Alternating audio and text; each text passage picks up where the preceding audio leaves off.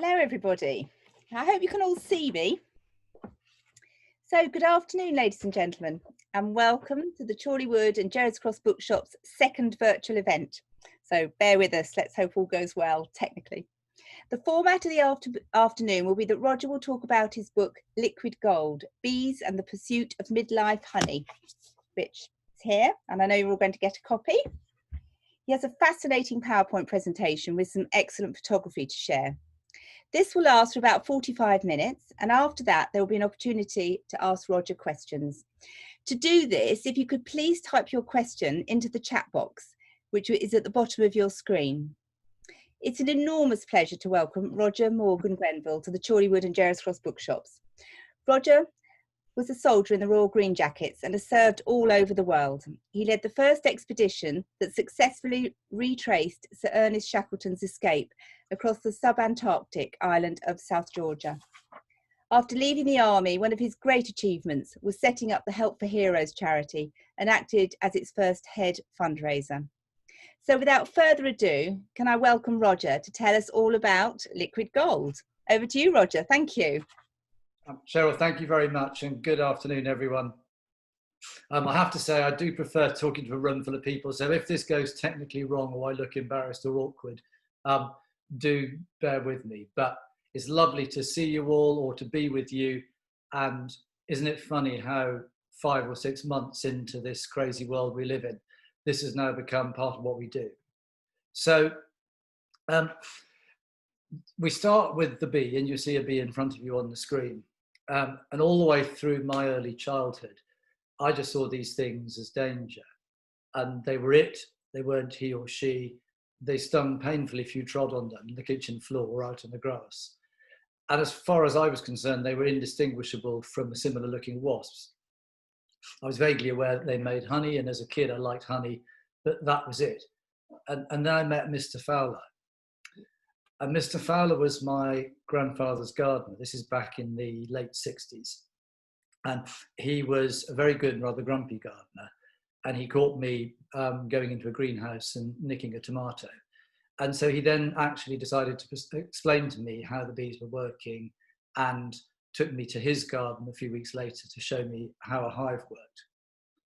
So after that, my bee journey went dormant for a very long time, but then came back in strength in my mid-50s, purely as a result of two fairly unrelated events. The first was a clumsy and slightly drunken attempt to start a swarm with a friend's hive and a swarm that was in the garden, take it home, get it going. It didn't work, it didn't deserve to work. And then for a year, I just saw this rotting hive and thought, that's not something I'm going to do. And then the second was meeting this bearded Covent Garden market trader who lives in our village in the pub one day, and telling him this story and seeing some expensive pots of honey, and him then saying to me, well, why don't we do it?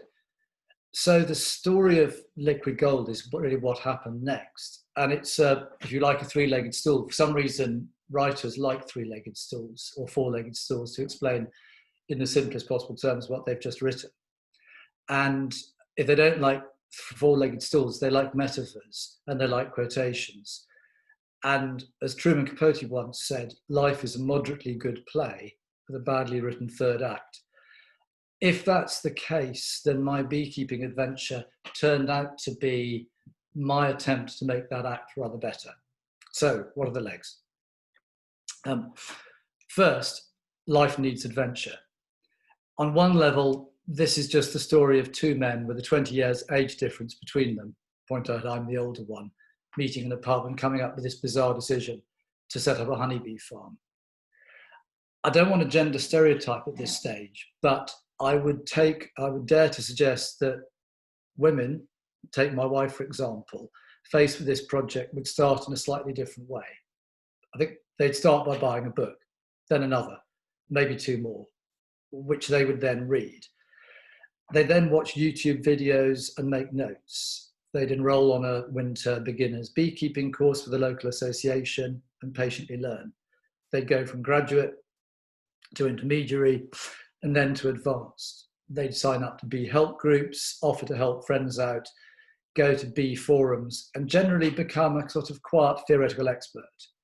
She'd read articles and blogs about strange things like varroa and requeening. And then one day she'd buy a second-hand hive. She'd strip it down, she'd repaint it, rebuild it, fill it with foundation, and make good any damage. The second season, she'd buy a small nuke, which is a little group of a queen with a little accompanying group of bees, and there she would start. And she'd follow instructions until she was a competent beekeeper, at which point she'd get a second hive, and so on. Compare and contrast Duncan and I. We met in a pub on a Thursday, bought a hive on a Saturday, ordered bees on a Sunday, put the whole lot together in a field a week later. I think the only book we had was one on bee sexing, and then only because the word sexing made us laugh. As for the local beekeeping association course, I walked out after 2 lessons when I was caught the instructor giving me funny looks and marking me on attitude. And of course, we were far too good for a single hive. From the start, we saw ourselves as bee farmers, and say what you like, but we never lacked for ambition. Bees in principle are easy. That is a honeybee. And Wikipedia will tell you it's a highly social flying insect originating from Eurasia, which constructs nests of wax within which they produce food called honey. 99% of any given colony are female workers who nurse, guard and clean the nest and do all the foraging. I always tell people at this stage that a bee in high summer, like now, has a 5 to 6 week life expectancy, which is quite odd because she shares with the queen who has a 3-year life expectancy. And very often you see them dying on the wing coming in. They're just, their wings shred and that's it. They do work very, very hard. 1% of them are drones, who are the males, who, let's not put too fine a point on it, hang around waiting for an opportunity to have sex. That's all a drone does. And it's one of the endearing things about nature that it always seems to come back down to sex or food. In an injection that would make even the most virulent feminist wince, they get kicked out and killed at the beginning of September when the female, the worker bees decide they don't want to share their food with someone who's been that lazy all summer. And then in there is one queen. And you can see the queen in the middle there. She's not quite twice the length, but she's very obviously different from the others. She's the only one who's fertile. And believe me, when you're looking for a queen in a hive of 50,000 bees and you haven't actually marked her, what people tend to do is put a little blob of paint on the back. If you haven't marked her, it is very, very difficult. She does one flight in her life shortly after she's born. And the way that she's born is the worker bees feed her on royal jelly. They just pick a cell, feed it on royal jelly, and that's how it happens. So she does one escorted flight to what's called a DCA, a drone congregation area, where she will get mated maybe 15 or 16 times, during which the poor drone, once it's done its job, will suffer a horrible death with its abdomen ripped out and fall from the sky. It is no fun being a male bee. She then has the capacity, as she goes back into the hive for what will be the last time, and she might last 3 years, to lay 2 to 3 million eggs. And the rest of her life is about doing exactly that. And the interesting thing is she's both servant to and master of the colony. And as a rule, if she's okay, the colony's okay. And what we quickly came to find out is that beekeeping is really no more than an exercise in queen management. Okay, to say that things went wrong in the early days would be an understatement. Our initial plans unraveled like the legal case for invading Iraq. We made cock-ups that almost required their own level of special skill to come up with. In fact, we invented a whole new series of cock-ups. Sheep, I had some little rams in the field, they knocked the hive over on the first weekend. We inadvertently starved the bees. We lost queens, we lost many, many queens. We had swarms, how they swarmed, and we got stung. And we really, really got stung. And if maybe you are a beekeeper, if you're not a beekeeper and you want to take it up, and I highly, highly recommend it, you will get stung and it does hurt. And you do need to make sure that you're not allergic to a bee sting. On one occasion, I was stung 14 times in one sitting. It was entirely my fault. I protected myself to the nines at the top half, but was wearing shorts and flip-flops on the bottom. after a Sunday lunch. And at the end of all that, we were as bereft of honey as supermarket honey is bereft of taste. And by the end of this presentation, I'm going to try and show you why. And that was before the financial bit. For some reason, we sat down on kind of weekend one and said we would spend no more than £250 on kit and equipment, and that we aimed to break even in our second year. 5 years on, looking back at that, it is a ludicrous thing to have thought. The hive on its own was 350 quid, because being men, we had to have a new one and it had to be a good one. And that was before we bought our little colony of bees, which was 150, and all the other stuff. Halfway through our first season, after going to 2 very thoroughly enjoyable beekeeping auctions, we crossed the £1,000 mark in a way that would even have a director of HS2 blushing. And 3 years later, we still have, or 4 years later, we still have to sell 1 pot of honey. We haven't sold any yet, but we have had a lot of honey. But we were nothing if not determined. And bit by bit, mishap by mishap, we got better and better till we managed first to keep them alive, then to control them, then to stop them swarming. Finally, on year 1, to extract 7 pots of honey. Now, that's not a lot. Last weekend, we got about 100 pots, of which there's 1. And we felt rather pleased with ourselves. Now, why has he suddenly put up a flag of the UK and the EU? Well, that is because on the 23rd of June in 2016, you may remember we had a referendum as to whether or not we wanted to leave the EU. On that day, my bees had a referendum as to whether they wanted to leave the hive, and half of them decided they did. Now, because I had cut the wing on the queen, she couldn't go very far, and we actually caught them. And we had a second spare hive which someone had given us. We put the escaped lot into the second hive and called them Brexit. And the first lot we called Remain. And the second queen we called Theresa. And the first queen, how hysterical we were, we called Angela. And then we really got into this, and we lined the Remain hive with copies of The Guardian and the other hive with copies of the Daily Mail.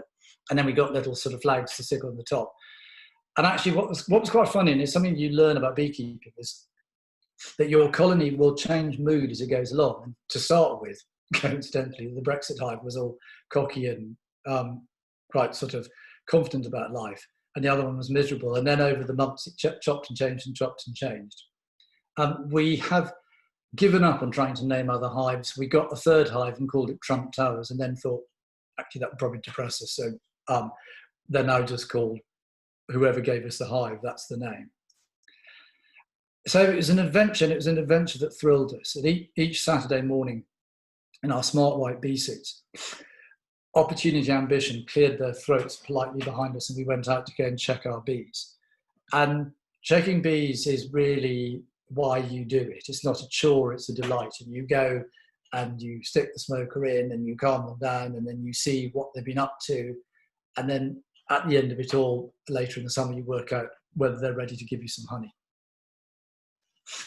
Like I say, we went to a beekeeping auction, which again is a wonderful thing to do, because everyone there knows more about beekeeping than we knew more about beekeeping than we did. Actually, we went again this year, and even after 5 years and having written a book, I think everyone knew more about beekeeping than I did.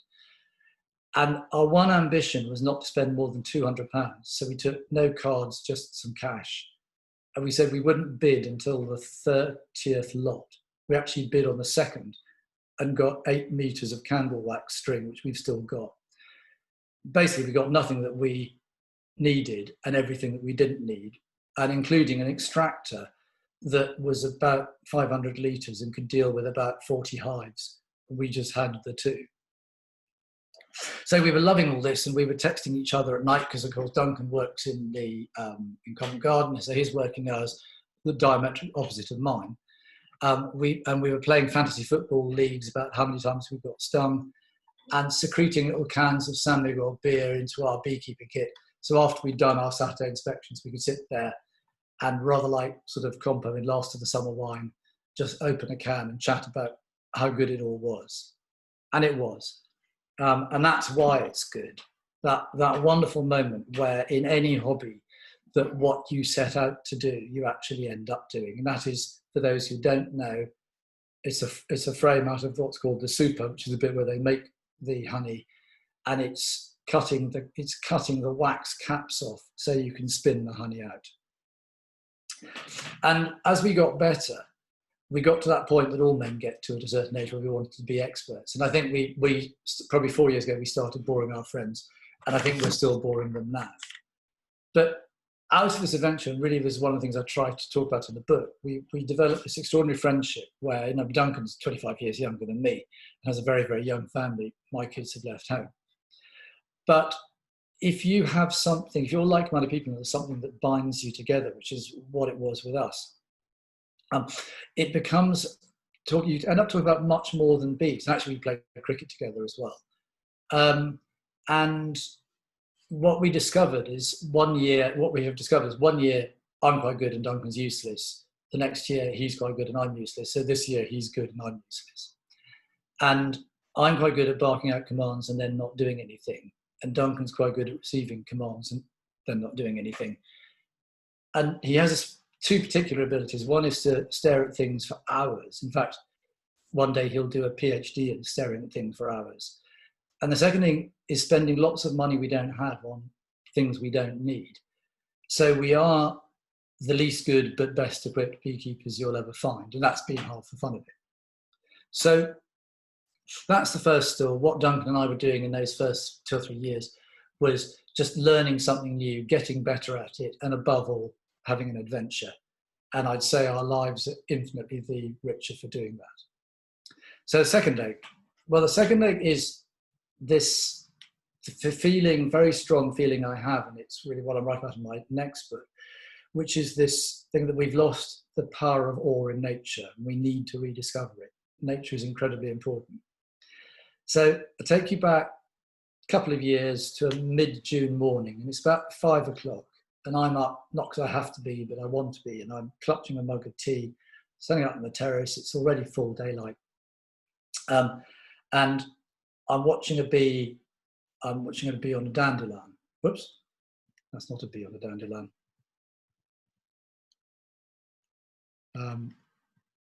Bear with me. There we are, bee on a dandelion. And for some reason, I just watch her for a bit, and she goes from dandelion to dandelion. And eventually, I get to give her a name, and I see her finally fly over the hedge, and I'm a bit disappointed she's gone.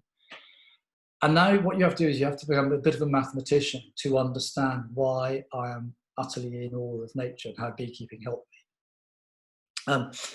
Because she will do maybe 12 flights in that day, and she will visit 40 to 50 plants on each flight. So maybe flowers. So maybe she'll visit 500 flowers a day and work on them. Now there's 50,000 bees in the hive, of whom maybe 30,000 are foragers at any one time. So if you multiply that, I think you get to about 15 million points of intersection from that hive alone. And obviously we have 2 hives. Multiply that up by the UK has 250,000 hives dotted around the place. So you're up to about 3.5 trillion points of interconnection with all these things. And these are just the honeybees. Double that for the wild honeybee colonies up in the oak trees and behind your chimney breasts that you never see. Multiply that by the 27,000 insect species you've got in Britain alone. And then you suddenly reach this point where your calculator runs out of figures. And you just work out that there are these countless trillions of movements, kind of all to do with food, but maybe other things. And you are just a tiny, tiny creature like them, sitting in the middle of the lawn, watching it all going by. And it was on the morning, and I write about it in the book, it was just this thing where it kind of blew my mind. And I did a lot of research on how these insects feed. And, one of the things I'll come on to is the state of our pollinators and the state of those 27,000 insect species we've got. But the two of us, we sort of looked at this, and we're both country boys, and we just, even with all the education we'd had and living in the countryside, left us open mouthed with wonder. And so what it did is it made us watch with keener eyes the fox slinking under the fence at the end of a January night of foraging, or a barn owl swooping over a dusk field and picking up a dormouse or something. And it slowly taught me, just because I researched it, the interconnection between populations. So, for example, nature is very often a zero-sum game. So if you had lots of kestrels and then buzzards come in, you won't have any kestrels. If you have lots of hedgehogs and the badgers move in, you won't have any hedgehogs. If you had a lot of salmon and the seals are out there, you won't have salmon. So I'm not saying anything is good or bad. I'm just saying that quite often you just watch this balance going. And the other thing we watched was this sense of what's called co-evolution, which you may know about, but I didn't. And co-evolution is where, in this case, a foxglove and a bumblebee evolve together to serve each other. And so the foxglove is, that hole in that, the sort of petal of the foxglove is exactly the right height for that species of bumblebee to go in and brush pollen off on its top as it goes in to get the nectar at the base, so that it can come out and brush the pollen somewhere else. And I know this process takes tens of thousands, hundreds of thousands, even millions of years. And it was something that I never knew about. I never knew that as a bee flies through the air, I never quite remember if it's positive or negative, but it builds up this huge electrical charge, which means if you can sometimes see on the internet these very high resolution, very, very fast photographs where the bee doesn't actually land on the plant, on the flower. The pollen jumps up to the bee. And then you look at the waggle dance, the discovery of which got someone a Nobel Prize back in sort of 1920, whereby a returning honeybee comes onto the frame and does this sort of three-part dance where the axis of the dance is showing its mates the direction to the best food source, and the length of the dance shows the distance, and the enthusiasm of the dance shows the quality of the source. And actually, it took us a year or so, but we've now, we've seen this on several occasions, and it is utterly magical. And all these things are happening around you, and they're happening every day, whether you're a beekeeper or not. And the way I look at it is they're happening in the Duke's Deer Park, but they're also happening in the kind of student's window box above a garden full of empties from the previous year's celebration. These are not just some privileged treats. These are there for everyone. And I was first given this magic back in 1969 when my grandfather's, Mr. Fowler, took me out to see his hive. And I just had my mind blown then. And then, as Cheryl said in the introduction, when I was in my young 20s, I went off and was fortunate enough to run the South Georgia detachment shortly after the Falklands War, which, if you're going to be a soldier, let me tell you, being 900 miles away from your next senior officer is a wonderful thing. And there's a pair of wandering albatrosses, and if you've ever seen one, those wings are about 3.5 to 4 meters tip to tip. So that's more than twice the size of an adult large man.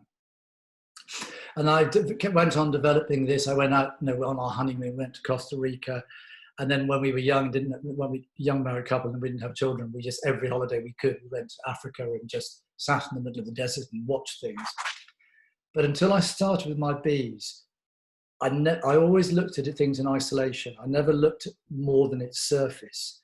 And I never tried to understand those connections and contradictions and challenges, which is what makes up nature.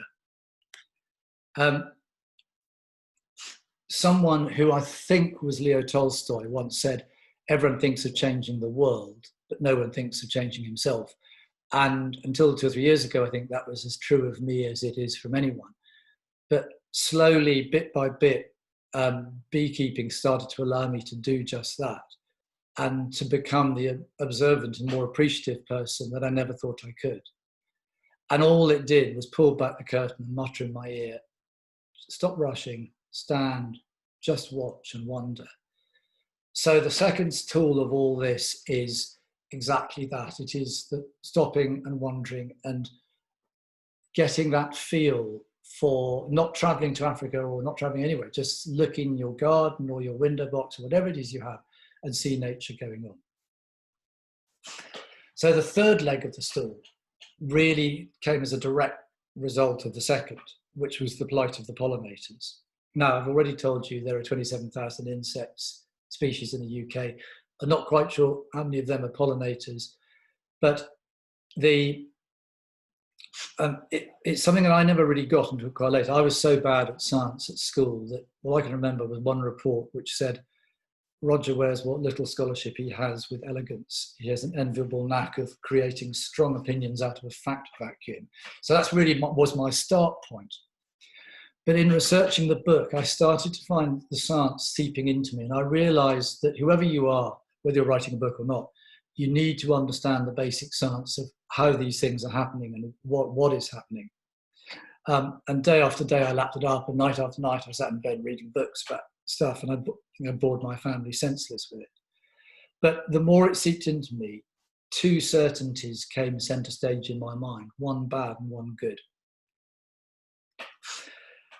First, let's deal with the bad.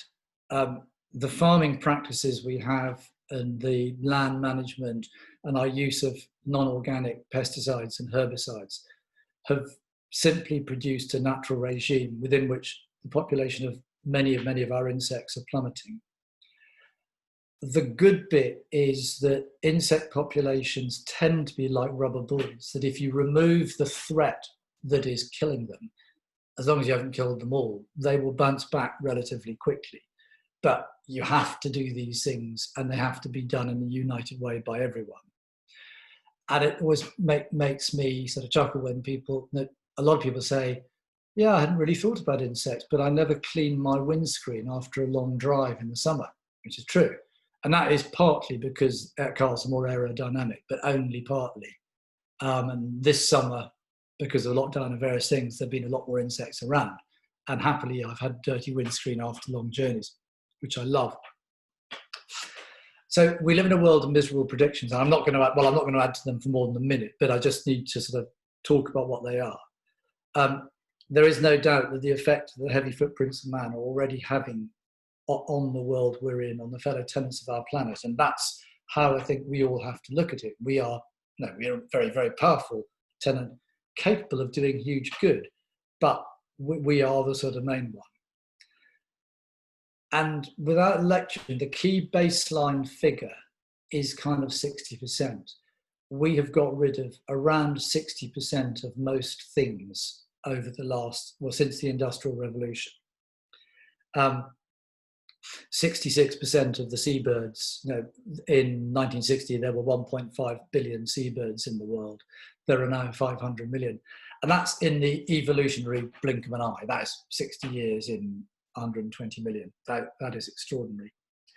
I was stunned by reading a 27-year-long German survey which looked at 16 protected sites. So these are not city centres, these are protected sites that are already protected between 1989 and 2016. And over that period, 76% of the biomass, that is the total weight of the flying insect population in those 16 areas, had gone. Now, that 75%, you just sort of have to try and imagine for a second what 75% of anything you are familiar with suddenly disappears. Friends, money in your bank account, books, whatever it is. It's scary. And as I wrote, I started to research, and what I kept finding was that 60% was that kind of baseline, that actually in a lot of cases, I'm very, very fond of curlews, and I work with a charity that tries to protect them. 90% of the lowland curlews have gone. And you can, let's not be miserable, but you can take that wherever you want. Some things have gone up. Crows and wood pigeons around me in great number. But one of the scariest things is that the baseline for all these kind of reductions in population is only 1970. So anything that happened before then tends not to be recorded. So what I was discovering was that some of these species have benefited, but most haven't. And the other thing I discovered was that once you identified what is wrong, there's an awful lot you can do with it. So why has this decline happened? And I'm sure you're all familiar with it, and you read your newspapers and you watch the TV documentaries. Partly it's land use, and it's the endless browning of what was once green. Now, people have got to have houses, but you might argue there's a more sensible way of doing it than just building in the middle of fields. Partly it's farming methods, and from those sort of great monoculture swathes of East Anglia. I remember there was a huge celebration in Defra a couple of years ago when they got 10 tons of wheat off a hectare for the first time. And I think Friends of the Earth took a bit of that wheat away and actually analysed what was in it. And it wasn't a pretty 10 tons. But mainly, as far as our bees are concerned, it's the insecticides and the herbicides, the non-organic ones. There's some really good organic ones, and I put at the end of the book where you can find them. Partly it's disease, partly it's climate change. Now, I thought long and hard about putting this picture in. I won't leave it up for long, but that is what a honeybee looks like when it's being killed by glyphosate. Glyphosate is what goes into Roundup and other similar things. And that is what happens when a bee sits on a dandelion that has been sprayed accidentally next to something that's been sprayed. There's a lot of biological reason why the tongue is sticking out and all the rest of it. But it's really not pretty, and it's really something I think we can do better than that. And the other thing is that, here's the thing that will surprise you, that pre-agrarian man, while we were still wandering around 20, 30,000 years ago, there is evidence that pre-agrarian man got to our height and lived to our age. And it was only once they became agrarian and sort of lived the life of static farmers that the population went down, down, down, down, down. So did the height. And what has bumped it up in the last 300 years is the stunning advances in drug. So we can go in these waves. And on a whim, right at the end, when I'd finished the book, I felt so strongly about this that I added an appendix. And I tried to first of all understand and then explain in layman's terms, which is all I can do, what was going on and what we can do about the decline of pollinators.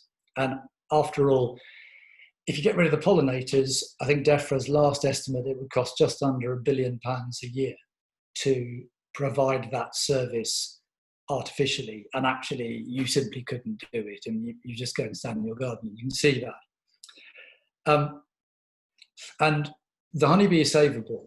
In fact, I think the honeybees very much on the increase at the moment. A lot of people like me have started taking up beekeeping, and quite apart from that, I think there is, the people sort of link honeybee, honey, right, need to do something. So, and actually a lot of this is going in the right way already. I have to say, there are 240 species of bee, of which the honeybee is just one, and it's the only major colonial one. It's about the worst pollinator. It doesn't like to go out on wet days, it doesn't like to go out on windy days, it doesn't like to go out on foggy days, and all the others are out there all the time. So when we talk about pollinators, we should really be talking about the smaller bumblebees and the minor bees and the solitary bees and the hoverflies. A little thing like I've just made 2 little hoverfly lagoons for my garden by taking an old 2-litre milk carton, cutting it in half, putting a bit of grass, bit of leaf mould, some water and some sticks, and suddenly the whole place is alive with hoverflies, which that is how easy it is. I wrote this appendix. It's only 12 things, and I sent it around to various experts, and real experts, and I kept expecting them to come back and say, oh, look, it's not nearly as bad as that, and B, it's not nearly as simple as you're making out. And they all came back and said, yep, you got it. It is as bad as that, and Making You Better is that simple. Now, what's on the list, and I think you're all going to have a copy of the book, so you'll be able to see. It starts with children, and it starts with actually saying to children that these bees, these wasps, all these things are good things. They're not bad things, because someone who goes through when they're 3, 4, 5, 6 with that attitude will grow up to be the kind of citizen who wants to look after them. And there's a lot of evidence that if you get that idea in someone's head early on, it will work.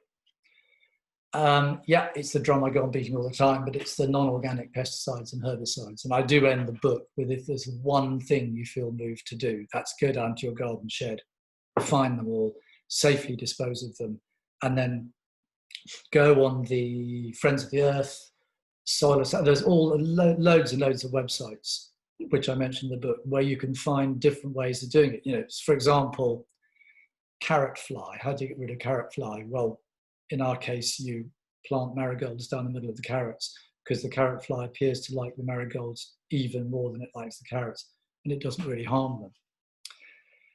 I think one of the things I feel quite strongly about is not obsessing about weeding, partly because I'm lazy and I don't like weeding. But tidiness is the great enemy of biodiversity. And go right to the most tidy thing of all, which is a horrible plastic lawn. That's terribly tidy, but it's not much good for biodiversity. A weed, as they say, is simply a plant in the wrong place. Now, some of them are pernicious. You can have nettles and thistles and grand elder, and I'm not saying you should have all of that, but most of them just turn out to be rather nice things if you put them in the right place. One of the things I've been doing for the last 2 or 3 years is no mow May, and in fact this year I did no mow May and June, and actually half of my lawn I've just done no mow season, which is great because Friday evening normally I mow, but I don't have to. And after 2 or 3 years, it is quite bizarre how much more biodiversity, insect biodiversity we have in the garden, and that's just our little patch. I'm a parish councillor. I've persuaded the parish council to do that, so we don't mow verges. Different parish councils have persuaded the county council, and they've run out of money, so they can't mow verges. And suddenly, this thing snowballs. So one person or a group of people can do that. And I think it's the idea that a great journey starts with one step, and you can look at it all and you can read the paper and you can go, it's just too much, what can I do about it? Or you can do with there are so many people out there doing brilliant things, and I'm sure among them are people watching this talk, and it's just to try and persuade more and more people to come on board. Another one is bee swarms. I don't know if you've ever seen one, but that is what a bee swarm looks like. Bees swarm when something has happened to the queen and the bees produce another queen. And to simplify it, the first one gets up with about 50% of the hive and goes off. We like to say goes off in a huff, but not at all. Swarming is brilliant if you're a bee because it's the only way you've got to reproduce a colony. So what you can see there is the half of the swarm that have left the hive, and somewhere out there will be 100 or 200 scouts trying to find the place to go. And that place might be an oak tree high up in the park, it might be behind your chimney, but they've only got a 40% chance of survival anyway. And that's before, goodness, as I saw someone in our village doing last year, someone says, I don't want them in my garden, and turns a high pressure hose on them. All you need to do is to have a note in the bee season, the honey season, because they only swarm from April to July, of your local beekeeping association swarm number, ring up, and they'll, for the price of a cup of tea, they'll have someone come around and be delighted to take it off your hands. One of the things that's terribly simple is buy local honey, and I get obsessed about some of the supermarket honey is excellent if it's got good provenance, but a lot of it is just factory produced. It's not even honey because it's been pasteurized up to 70 degrees, which means it's kind of honey flavored syrup. And what you must do as a little sort of thing this week is go and buy the best pot of artisan honey that you can find, and then go and buy a cheap bit of supermarket honey, or just find one in your larder and taste them, and there is no difference. Now, the price for artisan honey is probably $6.95, $7.95, but it is worth it when you're already paying $3.95 or $4.95 for something that isn't honey. And much of the stuff that comes out, I'm not singling out China, but it's China and Brazil are the main kind of producers of the bulk honey. You look at the label, and if it says made in Europe from honey sourced from non-EU countries, that's your telltale. Real honey is a living thing, and it's a wonderful thing, and it's full of pollen, and it's full of this, that, and the other, and it needs no sell-by date. When you see a honey pot with a sell-by date of 2 years, that tells you the story. Given that a couple of years ago, They brought a pot of honey out of a pyramid that they reckoned had been in there for, I think, 6,000 years. And they opened it and ate it, and it was delicious, which kind of makes the 2-year thing look a bit odd. Like one of the things, buying organic food whenever you can. Obviously, organic food is very wonderful and very good for you. But also, the more you buy, the more people will make it, and the more they'll start to get the economies of scale they need. And what we found, since we've done an organic box scheme for 2 or 3 years now, is our bills have gone down, not up. We waste less. And okay, every now and again you've got to make do with sweet potato soup, but we eat much better and we spend less on it. One of the things I suggest that people do is just on a hot summer's day, which it now is down in Sussex, or pouring, just get a couple of shallow saucers and put one on your terrace and one somewhere else, because insects, particularly bees, can run out of water and die. And if you see a bumblebee going sort of very, very slowly across the lawn, that's probably what it's doing. Another thing I've done is, you make bee houses, not for honeybees, but for bumblebees. You pick them up in the garden centre for a tenner or more. Some are better than others, but it all makes your garden a kind of, a more desirable place for them to come. One of my little pet subjects is ivy. Ivy is wonderful if you're a bee, because it goes on flowering into December, even into January. That picture was taken on Boxing Day, I think. It is still flowering. If your ivy is kind of pull down a building or pull down a tree, get rid of it. But if it's just decorative ivy knocking around, then I think leave it. And then finally, just, if you're lucky enough to have a garden, then plant for wildlife, and plant so that what you plant doesn't just have a quick burst of fury in June, but goes all the way from April to November if it can. Because ultimately, we can be as cross as we like with governments, with the agrochemical companies, the marketing men, the lobbyists, the builders and the grain barons and anyone we like. But all they're doing is what we give them permission to do through what we buy and how we vote and all the rest of it. And rather than getting cross about it, I found my life has become much more pleasant, just sort of doing my little sort of bit in my little corner of Sussex. And I guess through writing the book, quietly adding my voice, my hopefully polite voice, to the shouting and going, no, actually, we want these insects and we don't want to be rid of them. So to sum it up, how much better if we are part of the army that's doing something about it. So I don't know if I said it was a 3-legged stool or a 4-legged stool, but we're coming towards the end. So let's have a 4th leg. On about the 30th of June last year, I finished writing my book. I have written books before on sport, but I'd never sort of tried something like this. And I just found I was loving every second of it. And actually what it did is it caused a complete career change. And now what I do for a living is write. And I think that there is a time, and I'm 60, so there is a time which is different for different people, but for me in the late 50s, where I was wandering around doing quite a lot of what's the point of me? And your kids laugh and your wife laughs and everyone else gets bored. But you're asking the question, the fact people are laughing doesn't really make it any different.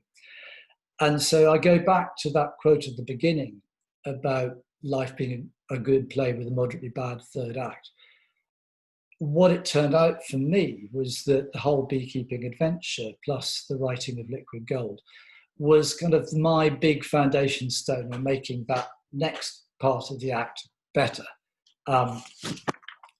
So, at the end of it all, middle age, which that bee is now, you can see that, by the way, on the back leg is called a pannier, and that is a pannier of pollen, probably oilseed rape pollen, judging by its colour.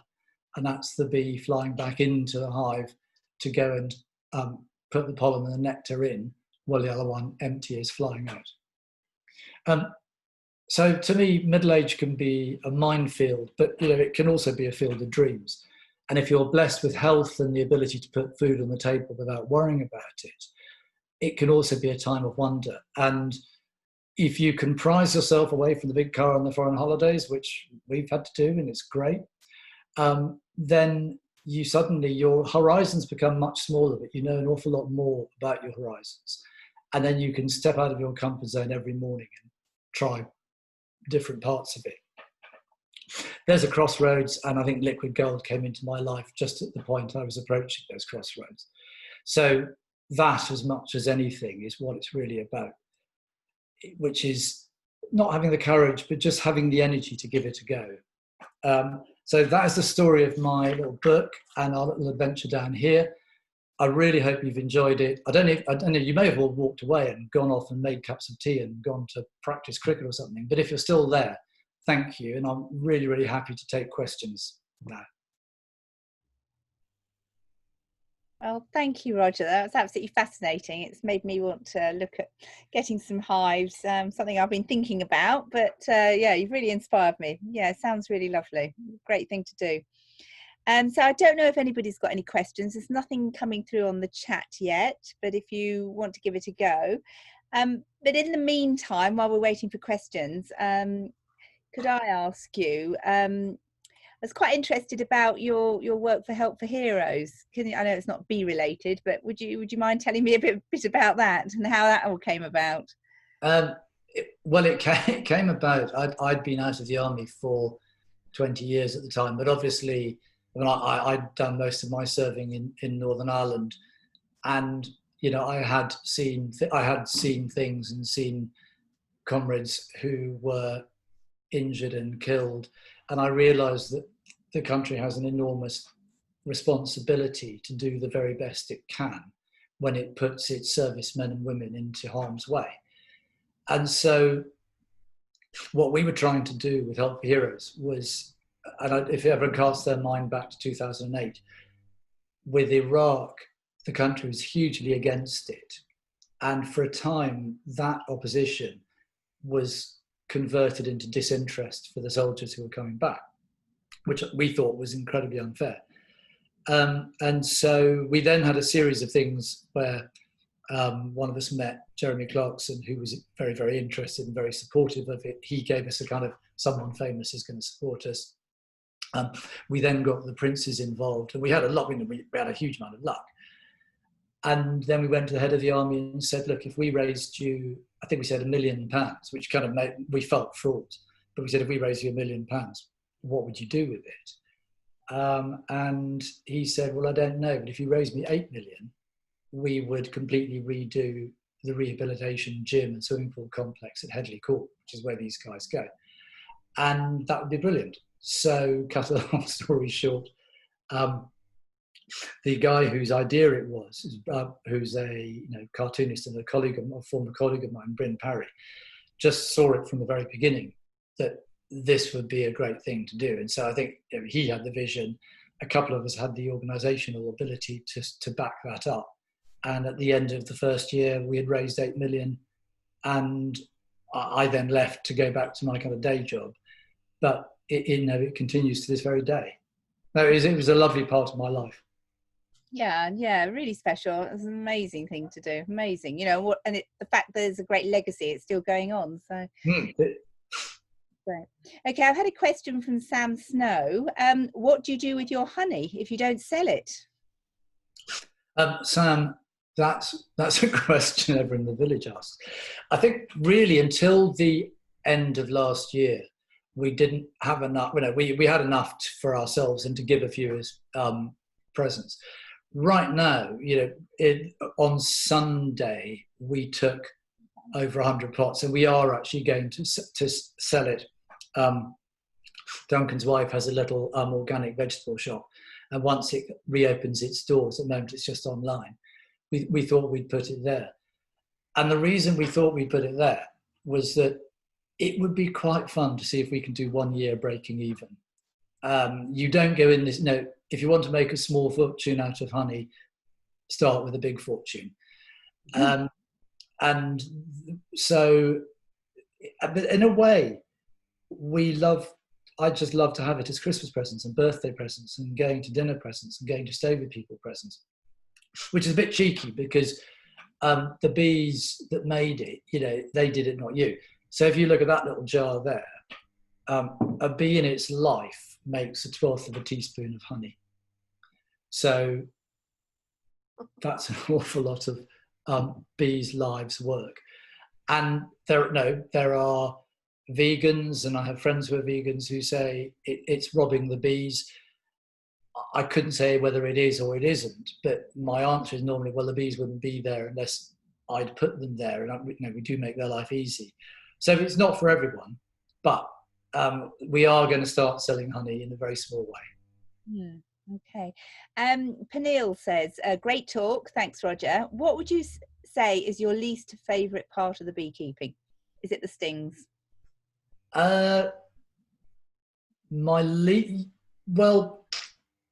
My least favourite part of beekeeping is when you don't know what's going on, where something has happened in the hive that you cannot work out. And when you talk about something happening in the hive, it's always bad.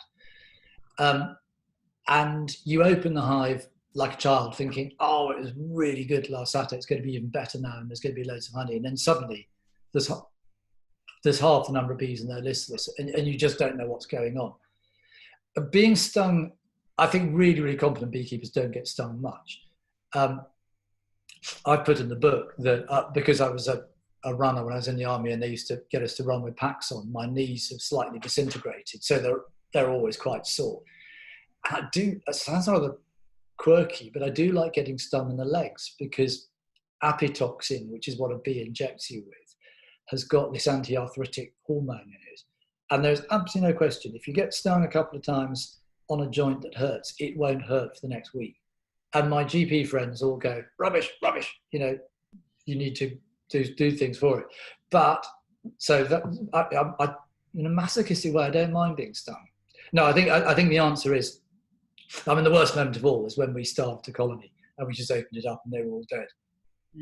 And we just looked at each other and said, that was totally our fault, and we felt completely miserable. That's very dispiriting. Jane Morris says, great talk.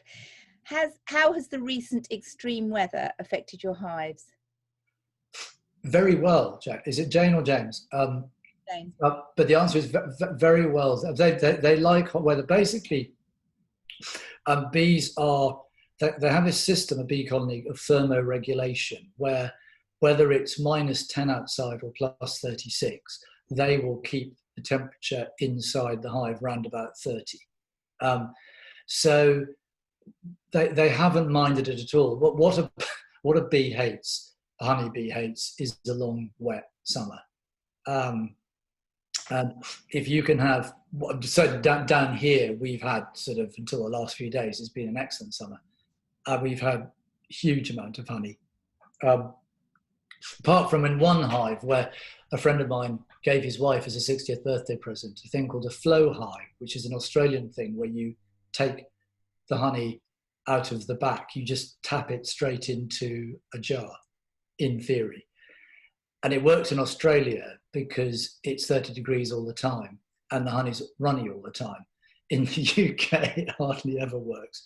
But even there, the bees have said, oh, goodness, yeah, that's what we're supposed to be doing.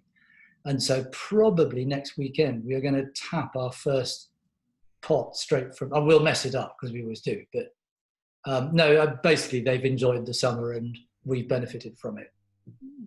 Great. Suzanne says, is it true that single flowers are better for bees than doubles? I'd be bluffing if I said I knew, Suzanne, so I don't. But what I can tell you is insects regulate themselves. They go for the flower that suits them. And what bees don't like, what honeybees don't like, is something like with a really close crop petal like a dahlia.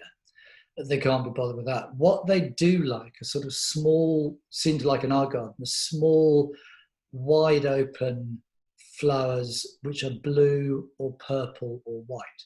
There's and I've talked to other beekeepers about that. They tend to agree that if you're going to plant your garden for insects, blue and purple are very, very good colours. Whereas yellow, despite the fact I showed you a picture of a dandelion, it is a less effective colour. Oh, interesting. Okay, that's good.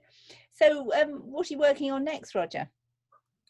I have just, in the last day, finished 16 months of research as a seabird called the Manx shearwater, which I've been obsessed about since I was a sort of 10-year-old boy. And I've just spent a year following them. The shearwater raises its chick in a burrow on the offshore islands on the west of Britain. And then one night, 10 days, one night at the end of August, the parents suddenly just go and they fly down to Argentina, leaving the chick in the burrow. And in the next 10 days, the chick loses 30% of its weight, pecks off its downy feathers, climbs out the burrow midnight one night, flaps its wings, flies into the air, and will not come back for 4 years, and knows instinctively how to get down to Argentina. So it's kind of the same as a 4-month-old baby walking out the door with a suitcase. And to me, it's just a story that needed telling, and it's got everything I love. It's got wilderness, and it's got event. I mean, I ended up in Argentina myself last November, where I got mugged on day 1 and then caught up on the edge of an armed robbery on day 4. So it kind of wasn't much to do with shearwaters. But so that's what I've been working on. And that's what I'm just finishing. Oh God, another amazing project. Wow. And Sam says, I've heard you'll never be able to go on holiday with a hive as they need constant attention. Is this true? You mentioned about the not going on holiday, but was that because of the footprint, with flying, the can't leave the hive? There's two questions there, Sam, and the first one is, no, we go on holiday lots, but partly, and one of the great things, if you share beekeeping with someone from another family and you try and arrange for them to be around when you're not and you to be around when they're not, then it's fine. We go away lots. Every now and again, we're idiots, so we both book to go on holiday at the same time. The only reason it matters is it takes within 10 days for a new queen cell to become a sort of have an egg in it and get going, by which point you've lost control. So really what you're doing when you're inspecting is you're looking for those queen cells. So you are supposed to inspect every 10 days. I've got friends who don't inspect at all. And sometimes they get decent drop honey and sometimes they don't. But the question, the sort of inferred question, whether it was or wasn't, about the signature, the emission signature of flying has struck me. And I was really quite ashamed of myself. I came back from Argentina having done 6 flights, and I offset air travel, which anyone can do. And I think it was £77 to offset that. And then I worked out that it was I personally had been responsible for 3 tons of carbon dioxide emissions. And I have not gotten an aeroplane since. And whether I ever will or not, I don't know. I'm sure I will. But it's just harder. I mean, having said that, emissions is 2%. Airline emissions is 2% of the whole. So it's, there are other much worse offenders. But yeah, at the moment, I'm not flying. Oh, gosh, that's interesting, isn't it? Okay, so I don't know if there's any more questions or if we're going to draw it to a close. So we will have more signed copies of the book in the shop with the plates. So if you think this is a good Christmas present, dare I mention the word, on a hot summer's afternoon, but they, great Christmas presents. So we will have lots of them in the shop. So, and if anyone wants one personalised for someone, then if you tell Cheryl, I can get a book plate over with a personalisation. So that's fine. Oh, well, that's good. That's good. You can buy lots. Yeah. Oh, just one final thing. How long did it take you to write the book then? I mean, obviously it's been a project for some years, the whole beekeeping, but, how long did it take you to write the book? And why did you write the book? And what was the motivation for the book? If you ask my wife that question, she'll say, because you were always going to, and she's right. I just thought it's a classic little adventure with a beginning, middle and an end. And I'd always wanted to write about conservation, but it's quite a hard market to be taken seriously in. And I've been very lucky. I've got a publisher and an agent who believe in me and believe in the project, which, when you're 60 is lucky. So it probably took me a year using about 20% of the time through the year. This one's taken me longer, probably 18 months, using 35 to 40% of the time, but then it's involved an awful lot of research and time at universities and libraries and out with professors sticking geolocators on shearwaters at 2 a.m. on top of cliffs, which is fun. Yeah, no, sounds it. Okay, so if there aren't any more questions, I think we're ready to close. And thank you so much, Roger. Absolutely fascinating presentation there. Really good. Who'd have thought it? Who'd have thought it? Sort of keeping bees, had so much more to it than you'd imagine, and especially all the environmental issues. So thank you for your time and coming virtually to Chorleywood and Gerrards Cross. It's been brilliant, really lovely. So I've loved it too. Thank you. If I was in a hall, I'd give you a big round of applause, but but as you're not, my sincere thanks. Thank you so much. Well, hopefully, it's been a huge pleasure, and hopefully next year I'll come and talk about the shearwaters, but do it in a hall, and Yeah, that would be absolutely wonderful. Yeah, count on it. Do that. So thoroughly enjoyed it. Thank you. Thanks ever so much. All right. Okay. Goodbye, everybody. Thank you. Bye. Oh, and Sam says to bring some honey if you come next time. Actually, come. I will. Yeah.